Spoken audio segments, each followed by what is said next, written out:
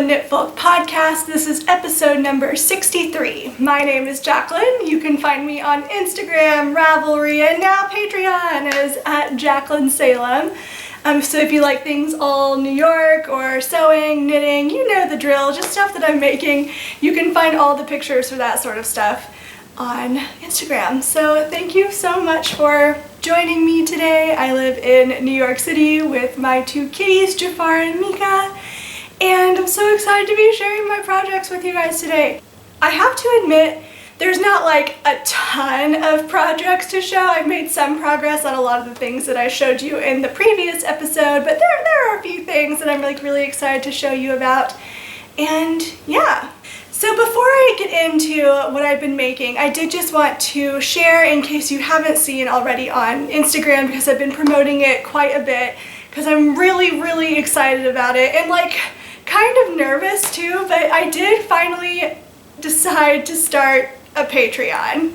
So I have been thinking about starting a Patreon since 2017. The first post in there is from 2017, but I never posted about it because I just didn't know if I would have the time to commit to making regular, like, quality content. And it really held me back from doing it because I was just like scared of what other people would think about it, and if other people would like it, find value in it. So, you know, for all of these reasons, I was just like super nervous to put it out there. But, you know, I've just decided that if there are the people who are interested in it, then they can decide that for themselves. This is not like a push that you like must join Patreon or anything like that. Like, the podcast will still be staying on this channel, but basically if you like this podcast and you want more things, more videos, more how-tos, really in depth about the projects. I just did a post about how to sew with leather. I did, if you follow my Instagram and you follow my Instagram sewing stories, I kind of sew a project from start to finish. All of that stuff is moving to Patreon. Basically, I just felt like I was outgrowing Instagram. I was using it more like the blog format where I wanted to get really in-depth. My captions were turning into like short novels. I kind of joked that I was a caption novelist. And so I really wanted to find a space where I could do blog posts, videos, how-tos, yeah, just like more in-depth basically. So if you enjoy all things Brooklyn Knitfolk and all the things that I do, then you might enjoy that too. And I'll leave the link in the description box below for you to go check it out if you so choose. There are 3 different tiers that have different access to different levels of content. I do like a monthly roundup, and yeah, I'm so excited. You should see the Excel document I have with all of the posts that I have planned out. There's cooking content in it, branding and graphic design content. So if you're interested in starting a business or, you know, need more kind of guidance about how to build a brand, that's all in there as well. So there's just an expanded range of topics that don't all neatly fit into YouTube or Instagram. So I just needed a new place to house it. So I did tease that a few posts that are coming up this month are how to take better pictures of your work, or just take better pictures in general. And there was one other, how I edit my photos. So those are just 2 of many posts that will be coming out this month. And I really, you know, again, I just don't want to pressure anyone to subscribe to it. It's not, you don't have to. You're not going to hurt my feelings if you don't. I'll be really excited if you do, of course, because the goal is community. But, you know, I'm not, going to be offended or anything if you do not. So thank you so much preemptively for your support, and I hope you really enjoy the things that I am creating and sharing over on Patreon. So with that, let's get into the making content of the podcast. I do have a few finished objects to share. The first one is one that you never saw because I couldn't show you in progress. So Andrew, my boyfriend, and I have been taking a few pottery classes at a local to us clay studio. It's an amazing place called Community Clay. It's a community pottery center where you can sign up to have private lessons, which is what we've been doing, or you can do like a full-time membership, 24 access to the studio, access to the clay. The membership includes all of the materials, and so it's just been so fun learning this new craft and like getting my hands dirty, literally and figuratively, and just like playing with all of these, you know, new materials and learning something new. It just really gets my brain going, and it's just nice to have something tactile to touch again. So it's just really, I was really into printmaking in college, by the way. So I got back 2 of our latest creations. I don't remember if I showed you the things from the first class, but at any rate, you get better every time you do it. Seriously, like, we were eons better this time around than we were the first class that we took even. The learning curve is just really, you get really good really fast, I feel, with enough practice. So I made a plate, which was so fun to throw. We didn't do the glazing ourselves, but in the last private lesson, I did request that the teacher show us how to do glazing. In the private lessons, if for some reason you want to do this yourself and you're local at Community Clay Studio, the private lessons, they do the glazing and firing for you and then kind of call you when it's ready for pickup. But I chose a glaze called Salt and Pepper. I am in love with how this plate turned out. I think it is so cute, and so cute is not the right word, it's just really beautiful, and I'm really proud of it. Can you tell, like, in my voice?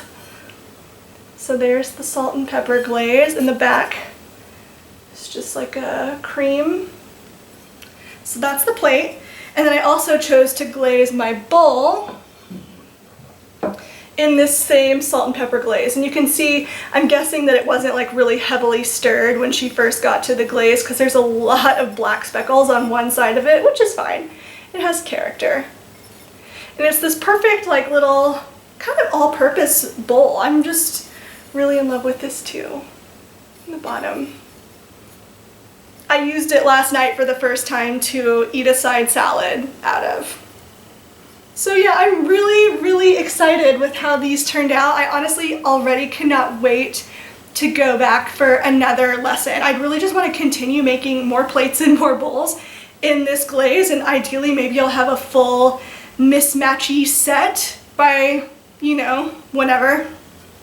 So yeah, really excited about this. So that is finished object numero uno. The second finished object I will share with you, well, maybe I should go through the rest of my knitting projects first, because my other finished objects are sewing projects. So let's stick to the usual Brooklyn Knitfolk order of things. I'll show you my knitting projects.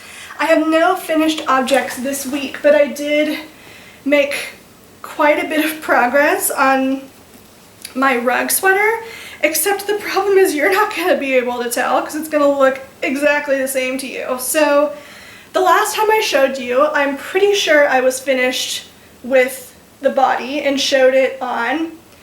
I picked up the stitches for one sleeve, tried it on, and it was not cute. It was just way too oversized.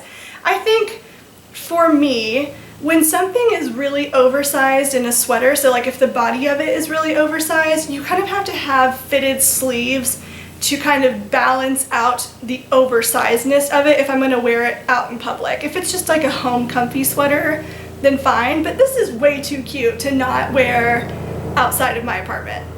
I ripped back the sleeve and decided to cast on, or pick up with less stitches. And now I think I'll be much happier with the fit once I get to it. The beauty of it is because this yarn is so wonderful, by the way. Got this from the Washington County Farm and Fiber Tour. It's a 100% Corriedale yarn that I picked up at Battenkill Fiber Mill, again at the Washington County Farm and Fiber Tour. I go on this little getaway with followers of the Yarns at Yinhu podcast in April. And the yarn is amazing, so it made it not so bad to have to rip back, and it's, you know, pretty heavyweight. It's like Aran weight, so it knits up really quickly. I just haven't been knitting on it because it has been super hot lately, but also just, I don't know, I just haven't been. But looking at it makes me want to knit it again. I definitely want to finish it before Rhinebeck so I can have it as one of my Rhinebeck sweaters if it's cold enough to wear it. This thing is going to be pretty warm, but I do really, really like it. So this is the rug sweater by Junko Okam. Oh gosh, why do I always forget her last name? Junko Okamoto? Yeah, I'm so sorry. I'll put it on the screen. But it is a free pattern on Ravelry, by the way. So yes, love this. And my contrast color, I had just enough for what I wanted to do. This is how much I had left over. I did omit one of the motifs. I think I mentioned that in the previous episode, just to make it slightly more cropped, which looks much better on me. So that's the rug sweater update. Looks probably exactly the same as the last time I showed you, but there was a finished sleeve between now and then. Alright, next project. Pretty sure I did not show this to you last time because I don't think I had cast it on yet. So if you've been following me for any length of time, you know I like fawn over New York City architecture. 3 things in particular. The Brooklyn Bridge, which by the way, all my Patreon tiers happen to be named after these 3 things. The Brooklyn Bridge, the New York Public Library, and the Flatiron Building, of course. All of my designs so far have been inspired by New York things. And I thought it was about time that I made a design based on the Flatiron Building, don't you think? Like, it's one of my favorite buildings. I talk about it constantly. It's always in my stories. So it was time. So I cast on a design, and this was the first iteration, which I still like, but it was not the most potato chippy thing to knit. It's not a very memorizable pattern. And a feature of my patterns is that I want people to feel like they could knit them over and over and over again, and I would like for them most of the time to be as unisex as possible. And this was just not like a memorizable pattern, although I do really love this motif, so I'll probably use it again in something else, just maybe not a sock pattern, or maybe I will in the future, I don't know. But I do really like this, but this is kind of where I was going. You can see I have a definite, if you've knit any of my other sock patterns, the Clark socks, the Irving socks, and the Astor socks, and the Williamsburg socks, you'll kind of notice that I definitely have a style with the way that I do things. So I think, hi kitty, Jafar's over here hanging out with us. You'll see I have a definitive style. And I think this fits in with that aesthetic. I'm not ruling this out as a never sock pattern. Well, how do you guys feel about complicated sock patterns? I mean, this sock pattern has moved beyond this design, but if I were to, you know, design this in full, this is pretty much the entire motif of it. It's or maybe about half of the motif, and the other half has like a diamond that goes down, whereas this has a diamond that goes up. How do you guys feel about complicated sock motifs? Sometimes I really like having something complicated and small because it's portable, but, you know, like not super heavy. And when I'm just really kind of in the mood to like focus on something, I don't know, let me know in the comments below. If you really like this design, then I will happily knit a full-on sample and publish a pattern. But if it's too much, then you won't hurt my feelings. So the design has since moved on into something new, and I wanted it to be a little more literal. And what I mean by that is I kind of wanted it to look more like the Flatiron Building and not just be inspired by it. And I don't think I'm ready to show you the design quite yet, just because, oh my gosh, I have ripped this design back at least 10 times now. It's just like I keep finding ways to improve it over and over and over. So I'm not going to show you the new design yet, but I'll show you more of a glamour shot of the yarn. So this yarn, this is how far I've gotten, by the way, on my most recent iteration. The yarn is the Wool Barn, and the colorway is called Barley. And it's a high twist fingering weight yarn. And it's this really gorgeous cream with light speckles, like kind of a wheat vibe. I chose it because I felt like it was the best yarn to kind of show off the pattern and be kind of reminiscent of the flat iron building. So that's the design so far. These are my extensive, oh my gosh, that reminds me. So I was knitting one of my earlier samples on the plane ride to Denver. This is one of my favorite project bags, by the way. Luckily, it was spared from the pen that exploded all over it as soon as I opened it on the plane. And so I was just like, had black ink like all over me, but somehow this bag was spared from even a drop of ink, but it did get all over my initial pattern idea, which is right here. And so I've since printed out new charts for myself. Don't want to show too much yet. But yes, and then I'm thinking of doing contrasting heels and toes with these beautiful sample skeins that Stacy of Stress Knits sent me. I'm going to be designing another pattern out of her yarn, probably this fall. And this is a colorway that I specifically kind of concepted. It's called Dahlia, and it is perfect. Is it not? Is it not perfect? And I also love this colorway called Bay Ridge, which is inspired by the neighborhood I live in Brooklyn, which is called Bay Ridge. So I might do contrasting heels and toes with one of these colors. I haven't decided yet. So yes, this is the upcoming flat iron sock design. I'm so excited about it.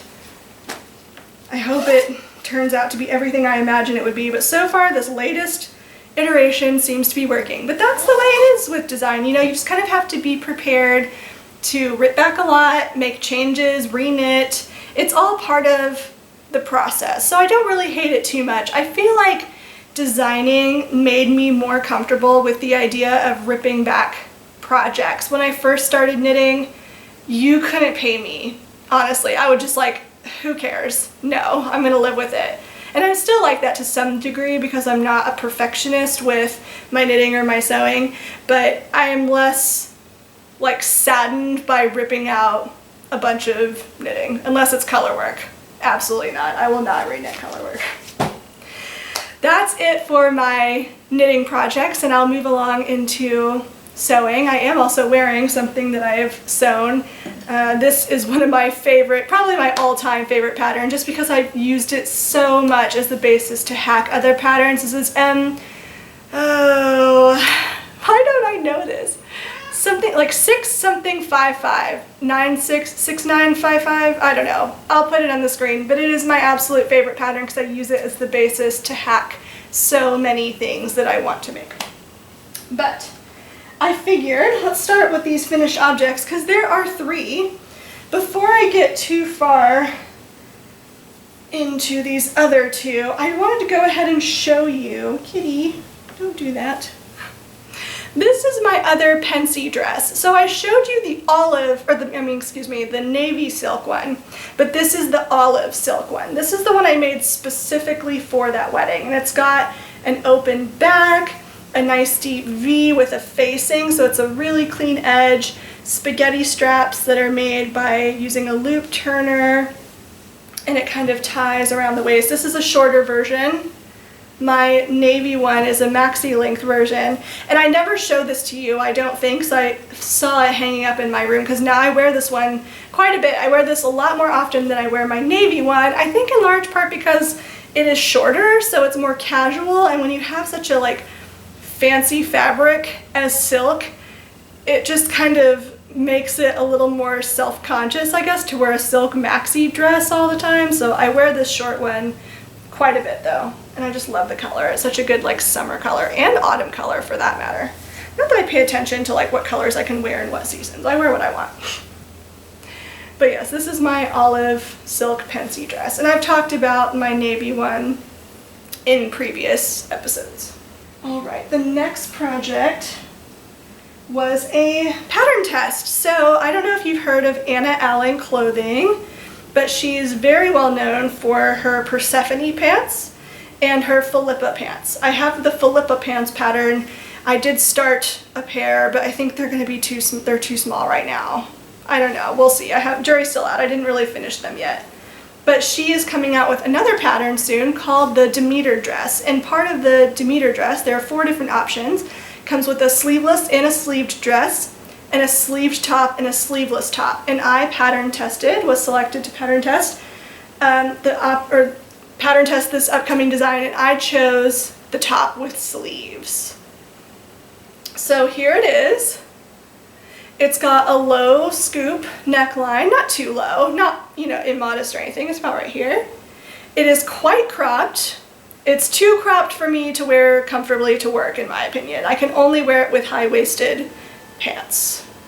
I am tall, I'm 5'8". I believe this pattern was designed for, I want to say like a 5'2" or a 5'4" fit model. I knew when I cut it out looking at it, I was like, oh, that's probably going to be too short, and it was, but, you know, live and you learn. I should have measured it. The bust darts also turned out a little bit too high for me, but this is the second time now that this has happened. If you recall, I sewed the Joy top by I Am Patterns, and the bust darts were also too tall on that.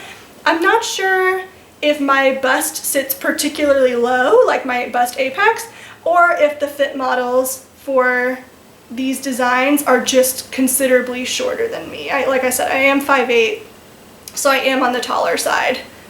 So yeah, I mean, I think it turned out really cute. I love the fabric. I bought this at Fancy Tiger Crafts, my first time ever going, and it was amazing. I'm so jealous of all of you who have access to Fancy Tiger Crafts. It's absolutely incredible.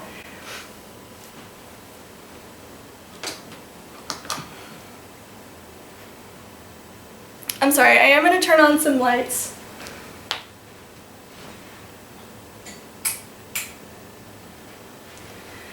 I am going to turn on some lights, and I'm sorry that the lighting isn't natural light. I've just been wanting to record a podcast for so long now, and my time for daylight hours is limited because of work.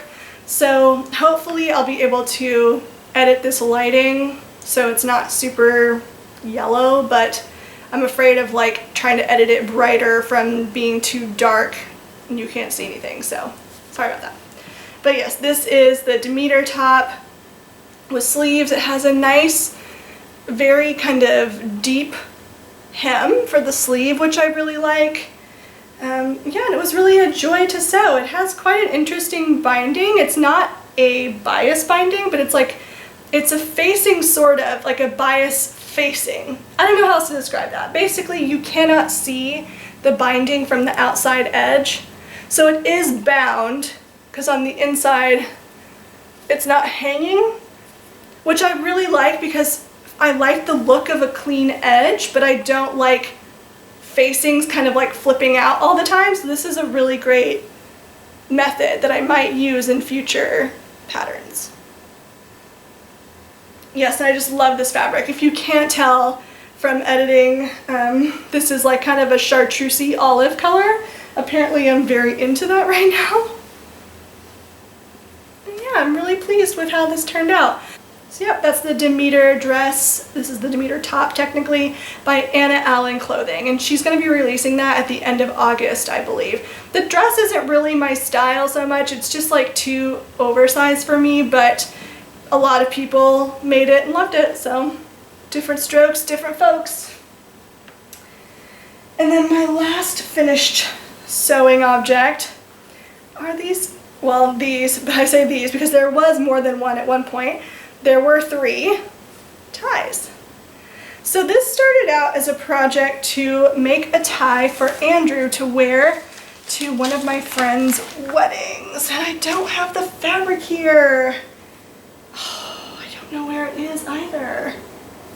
That is a bummer, because that is like the fun part. I bought Liberty fabric for the first time. Well, not for the first time. I bought Liberty fabric when I was in London on my vacation in June, but I bought this fabric specifically for it. Liberty is not something I'm generally gravitating toward just because it's a little too saccharine for my taste, like too kind of cutesy, but I do think there's like a time and a place for it, and I think that a tie was like perfect. Let me see if I can find the fabric real quick. One second. Aha! Found it. So this is the fabric that I used to make Andrew's tie. I knew I wanted a floral, and I was between 3 different options. I saw the swatch of this cut, like a little square cut on it on the roll, and when I saw it at the scale of the pattern at that size, I was like, yep, that's the one, because it was pretty much the swatch that was cut was kind of the width of a tie almost, and so it's just like the perfect, you can imagine, because I made like a skinny tie. So isn't this so pretty? It's like a red pink color, like a red orange pink. Love this. And because it's kind of like, it acts like black and white where it's just like 2 colors, it's not like overt that it's a floral. He got so many compliments on this tie at the wedding, and nobody knew that I made it, but he would like say like, oh, she made it. I mean, people would be shocked, and I was like, oh, thank you. But yeah, super excited. He got tons of compliments on that tie. And then after I made his, I was like, well, I should make some for the grooms. It was my friend Jacob and his partner Nathan. They got married, and they like the finer things in life, so I figured a couple of ties would be just the ticket. So I made this one out of this gingham fabric.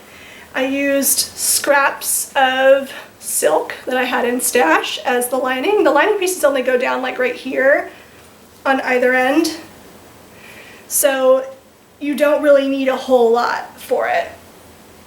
But this pattern is by Named Clothing. It's a free pattern. It comes with a regular tie and a skinny tie and also a bow tie. So I've gone into lots of details about this project on Patreon, but it was a really, really fun project. I need to mail them their ties. I don't think they're missing them. They're on their honeymoon right now, so they're fine. But yes, so I'm very excited about that. It was just a really fun project. It took about probably, I don't know, 2 to 3 hours start to finish. So if you need to whip up some quick gifts, I'd highly recommend sewing some ties. The only thing is that ties are cut on the bias. So you do need about 3/4 of a yard. Cutting on the bias means you're cutting at a 45-degree angle on the fabric. So you do need about 3/4 of a yard. You can't just cut it like straight up or straight, you know, across. That's because ties are kind of like stretched and knotted into shape, and so in order to help them keep their shape and lie flat, they need to be cut in the bias. They also do need some interfacing, but other than that, you could definitely probably make this with scrap around in your stash. Because they're cut on the bias, it kind of rules out quite a few novelty fabrics unless your novelty print happens to look good on the 45-degree angle, but yeah, it's really all there is for that. And that's all the sewing projects. I lied, I do have one sewing whip to share with you, and that is an update on my leather bag. So I finally got an awl, hand poked all of the holes for this zipper and for the corners to help reinforce it down here, and I have a bag that has a zipper in it. So there's progress that is being made. Bag with zipper. Very exciting. So beautiful. Now the trick is to add in these D-rings to the side, and I don't really like how this is looking right now. This is not finished by any means, even for the idea that I had, but I'm not sure that I like this right now. So I'm probably gonna take this part out and redo it. But look at the stitching. If you can see it on the top. I measured out with a ruler 3/8 of an inch wide stitches You want wider stitches in leather because that the more holes in the leather, the more it weakens it, kind of like a perforation if you have a small stitch, or a short stitch length, excuse me. So a longer stitch length is best for leather, but it's just, they're so even and so beautiful. I'm so excited about it. So now all that's left is attaching these little kind of side tabs for the D-rings, the hand straps, the shoulder straps, and any kind of like label or like hardware or embossing or something that I might do in it.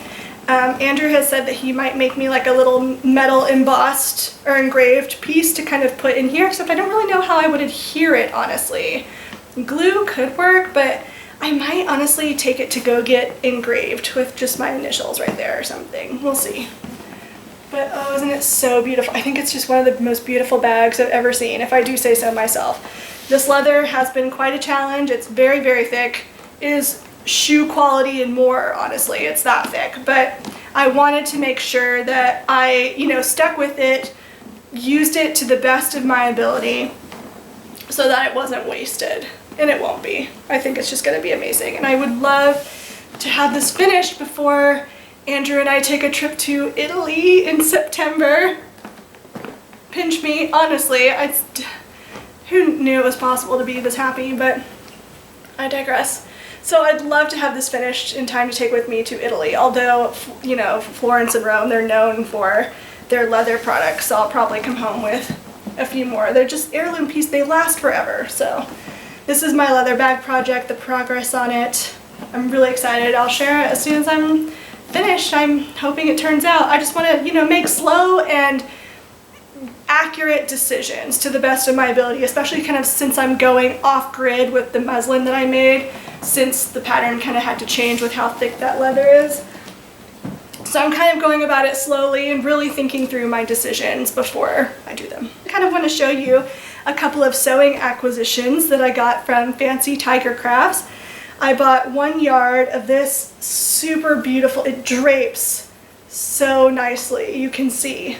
But this pattern is just so pretty. It's like a mustardy brown color, which is kind of outside of my norm, but I really liked it. And it has these blush and navy and white kind of random patterning and dots on it. It's so pretty. I just really liked it. It's so unique. And then originally I thought I was going to make my Demeter Testo out of this fabric. It's a blue cotton that has these kind of blocks of stitching in it. It's just so interesting. And I have about 2 yards of this. So I don't know what I'm going to make out of this yet. Jury's still out. It was a little on the pricier side, so I kind of want it to be worth it. So some sort of like wardrobe staple, nothing too like cake pattern. Kind of lends itself to that. Kind of has that Ace and Jig look to it if you are familiar with that brand. But I think it would make a nice boxy top. Maybe I'll make another Demeter top out of it, but just kind of with the modifications from what I've learned from making that top. I don't know. So these are 2 of my acquisitions. And then the last thing that I wanted to share with you is a book that I finished that I loved. So, I'm not saying that there are no warm days ahead. There definitely are. It's in the 80s this weekend and for the foreseeable future. But fall it's on its way. And this would be the perfect fall read for all of my fellow witch theme lovers. The Witches of New York by Ami McKay. This was such a fun read from start to finish. I absolutely loved it. And it would be such a great autumn fall read. So I would really recommend this. I finished it this week and it was so fun. If you love like New York architecture, or not even the architecture, just like reading about streets of New York and these witches that live there, I don't know, it was just really fun. And I've heard that there's a prequel to it, and there's also another kind of witchy book called Half Spent Was the Night, A Witch's Yuletide by the same author, so I'm definitely going to pick that up.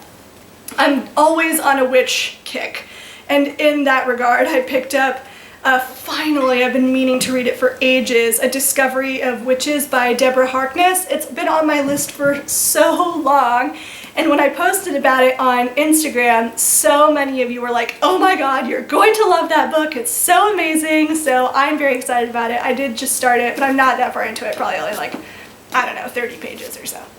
But yes, this is The Witches of New York by Ami McKay. And that is it for this episode. I do hope you enjoyed it. If you did, please give it a like or comment below. I remember I asked you those questions about if you like complicated socks. That would be awesome, just so I, know about that. And again, please don't feel like you're gonna hurt my feelings if you don't like knitting complicated socks. I'm just interested to know. But yeah, and if you do want to join Patreon, that would be amazing. Again, no pressure. I'm just really excited about the stuff that I am posting and talking about over there. So like I said, the description box will have the links for you if you're interested in one of those tiers. Thank you so much for joining me, and I will see you in the next episode. Take care. Bye bye.